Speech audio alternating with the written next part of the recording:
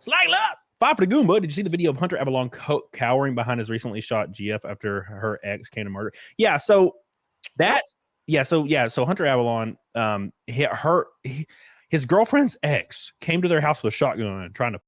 She got shot, I think, in the leg. This is a crazy situation, by the way, and this should not happen to anybody. Dude got taken care of, or he took care of himself, and that Hunter Avallone doesn't deserve that. No one does. Regardless of what you think about him. But yeah, that is true. Now, granted, it's kind of hard what you do in the situation depending on who you are. I know what I do.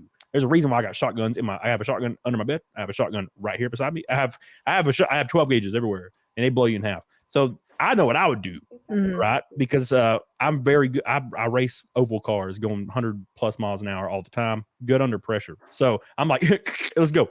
Real quick, this is my alt channel, and my main channel is in danger every day of getting banned as a result of talking with these amazing people very candidly. So please do me a favor and subscribe down below. Helps me out a lot. Get the hell on it, doggone it.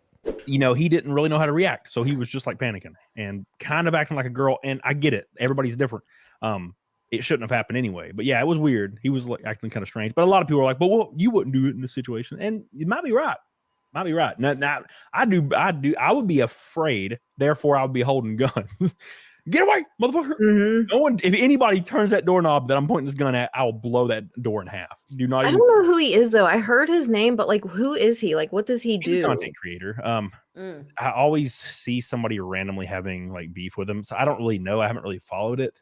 He's not like a journalist or something. He's just like a online person. He's like a content creator. And he covered all kinds of stuff. I need to look more into it. I didn't actually see the video, but I heard people saying he was like. I seen the video, but I just remember them being like scared. I didn't see him at all in it. It was her, and her leg was like bleeding. But I didn't. That's the only video I seen. But I've seen that name before, but I don't know like who he is or what he does. Yeah. So I can tell you exactly what I do. If there was somebody in my yard, out my backyard, out my front yard, and they were acting a fool and they had a gun, I wouldn't wait. If he was beating on my door, I wouldn't wait. I'm in Alabama though. I would literally chamber my shotgun and at the door over and over and over, just fucking over and over. I wouldn't give a fuck, So that's how I'd react. But wait, didn't the cop shoot and kill the dude? Like, isn't he? I thought he did it. I thought he took care of it. He didn't die. No, okay. I wasn't sure. It's a shitty situation. I don't really know the entire situation, but people were saying he was acting like a girl. I don't really know. But I can tell you, all I can do is tell you what I do, and I'm gonna die before anybody fucking gets one off on me or the people I love. Everybody die. You even look at my dog wrong, and so don't do this. He's my boy. Slag loves, I love you. Slosher's here.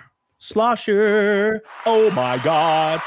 Not holding criminals accountable contributes massively to crime, not just as a deterrent, but putting away career criminals. I saw a statement last year that in New York City, 300 people were responsible for half the theft. So New York's a good example. There's a lot of places that are a good example of this, but they decriminalize certain things like, shoplifting, robbing with gunpoint. A lot of these things got moved from felony to misdemeanor. It's called progressive persecution. What that means is they lower the actual crime rate, not by getting rid of crime, getting rid of the definition for felony and misdemeanor. So like they do with everything. Correct. That's pretty much like the stuff that you learn. Like when I watch The Wire, it's so realistic, and it's that kind of stuff. And you start to watch and realize why these cities in these states get worse and worse and worse and worse. That show does a phenomenal job of breaking it down and showing you exactly what's going on. Yeah, because what is harder for a politician that's got voted in and they're siphoning money because their brother or their sister or their husband or mom happens to work as a treasurer for whatever organization they're sending donos to? What is the best way for them to fix a problem? An illusion. So if you have 3,000 people committing a felony every year, make the crime they're committing not a felony anymore. Suddenly you have 0 felonies a year and you're a good mayor. That's how New York City works. Yep. Even though everybody's like, yeah, you're going to die here, and it's getting worse and worse, they just keep decriminalizing it more and more.